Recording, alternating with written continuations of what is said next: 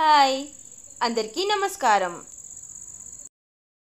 అచ్చంగా ఆ పువ్వే నమస్కారం చెప్పినట్టుగా అనిపించింది కదా.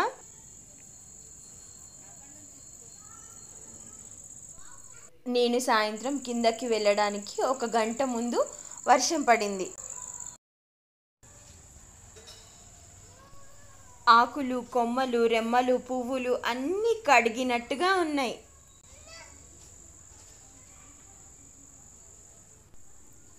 సన్నగా చిన్నగా ఒక శబ్దం వినొస్తుంది కదా, పురుగుది.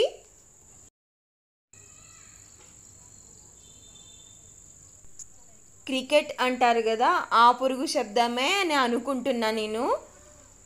మిడత అంటాం కదా, ఆ కీచ్ కీచ్ అనే శబ్దం వినొస్తుంటే కీచురాళ్ళు ఆ పేరు గుర్తుకు వచ్చింది.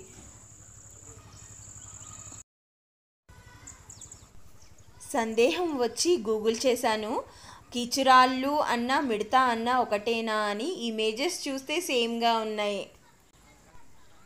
ఇన్నిసార్లు చూసిన ఈ పువ్వు పేరు నాకు రీసెంట్గా తెలిసింది. ఒక హిందీ యూట్యూబ్ వీడియో. చెంపా అంటారంట. సడన్గా గుర్తుకు వచ్చింది. కొన్ని హిందీ సినిమాల్లో అమ్మాయిల పేర్లు చెంపా అని ఉంటుంది కదా, బాగా అనిపించింది. ఇక ఈ పువ్వులు గూగుల్లో నేమ్ చూశాను, నాగ్ చెంపా అంట. భలేగా ఉన్నాయి. రెండు పువ్వులు చూడడానికి సిమిలర్గా ఉన్న ఆకులు తేడా, పేర్లలో కూడా చాలా సిమిలారిటీ ఉంది కదా. చెంపక పూలు, చెంపక పుష్పము అని పేర్లు వింటాం కదా, అవేమో సంపెంగ. మనం సంపెంగ అని అంటాం కదా తెలుగులో, రకరకాల సంపెంగలు. మళ్ళీ సంపెంగ అనగానే మేము బెంగళూరులో ఉన్నప్పుడు అద్దె ఇంటి ముందట పెద్ద చెట్టు ఉండేది. రోజు సీజన్లో పూలు అయితే గేటు ముందట ఫుల్ రాలుతుండే, పరిచినట్టుగా ఉండేది. ఆ స్మెల్ కూడా సూపర్గా ఉండేది. అవన్నీ గుర్తుకొస్తున్నాయి. అవేమో ఎల్లో సంపెంగ.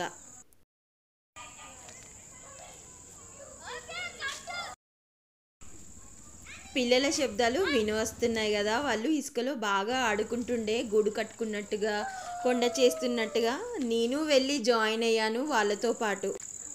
పిల్లలు వెళ్ళి ఇసుకలో ఆడుకొని వస్తే ఇల్లంతా మట్టి అవుతుందని కోప్పడతాం కదా, నేనే వెళ్ళి చక్కగా ఆడుకొని వచ్చాను ఈరోజు.